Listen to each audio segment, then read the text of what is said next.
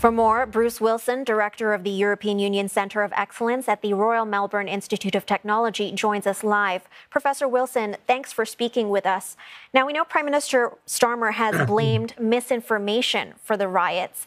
What's your take? Is that the only reason tensions have flared over the past week?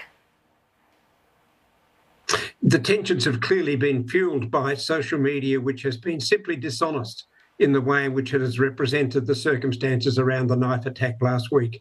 Far from being committed by a Muslim, it was a young man from a Christian family who was born in the United Kingdom. So the extent to which these rumours have spread about his alternate identity are simply wrong.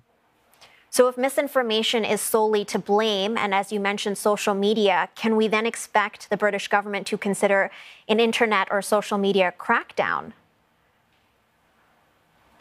If I were the British government, I would be looking at this in part. But of course, this circumstance taps into a deep-seated sense of distress that many British people face. To be blunt, over the last 30 years, we've had a very significant restructuring of the British economy. It's moved from being essentially an industrial economy to being a services finance economy.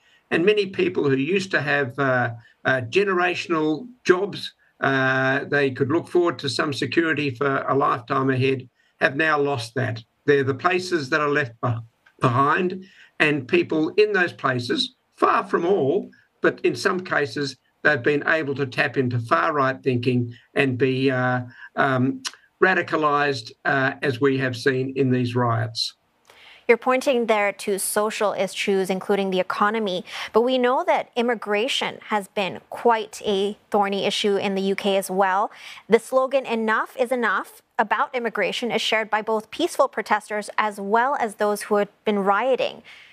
How should the government address this? Clearly, it's not just on the surface that this was about the killings of those 3 girls.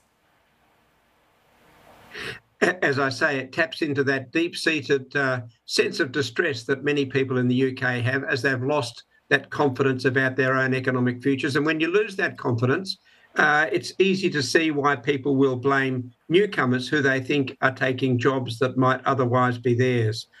This, of course, was a significant factor in Brexit, which is not so long ago.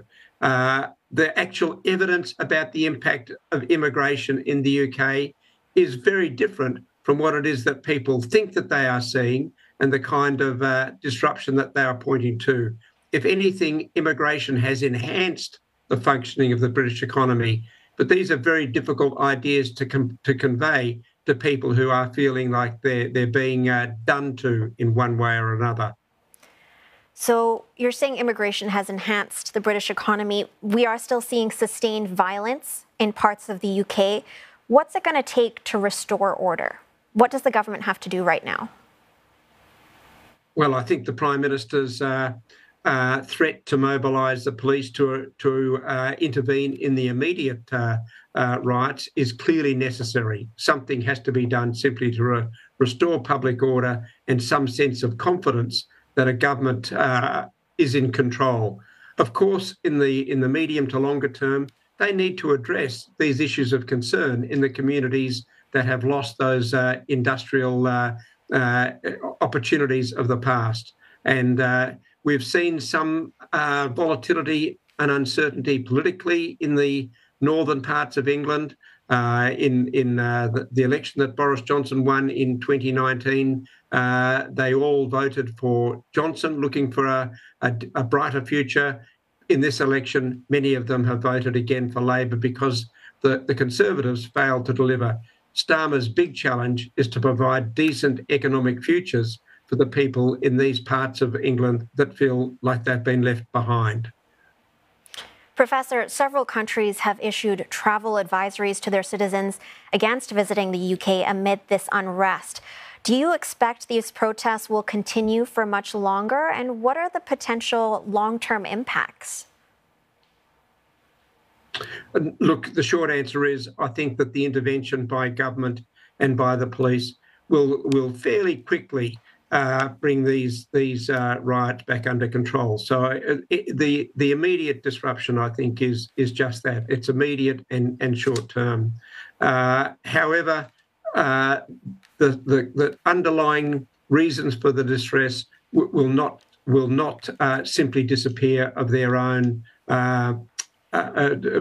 processes. As you pointed out, the killing of those three young girls was a catalyst for violence, which has got much deeper-seated causes, and those causes need to be addressed. Thank you, Professor, for sharing your insights. That was Bruce Wilson, Director of the European Union Centre of Excellence at the Royal Melbourne Institute of Technology.